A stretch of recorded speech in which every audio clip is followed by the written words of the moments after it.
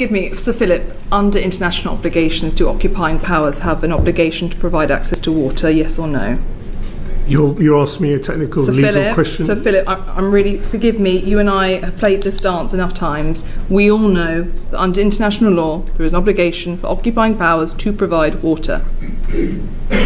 You're asking me a technical question about occupying powers and what their obligations are in international law. I imagine you're correct, Chair, but I'm also not a lawyer. I also just would point out, Philip, just bear in mind, we've come to such a good place working with you because we have the confidence that you do know these details, and that's what your colleagues say. You know that it's not that you presume I'm correct. That is the duty on an occupying power.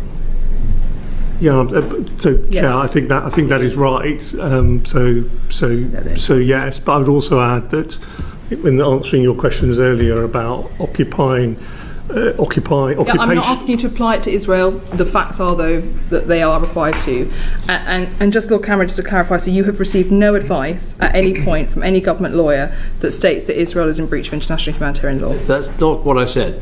No, that's why I'm asking you to clarify. Yes, well, I'm going to give exactly the same answer all over again, which is what my role is, right? I'm not interested in the role, I'm interested in the legal advice you've received. Yes, well, the legal advice I've received is consistent with the fact that we have not changed our export It's not about arms procedures. exports, it's about international humanitarian law being upheld when it comes to aid, when it comes to the way in which airstrikes have been prosecuted, everything else. We're one question on arms exports, we've moved from them. In any realm, in any respect. So you've never had a piece of paper put in front of you by a Foreign Office lawyer that says that Israel is in breach of its international humanitarian commitments under international humanitarian law? Look, the reason for not answering this question, I can't recall every single bit of paper that's been put in front of me.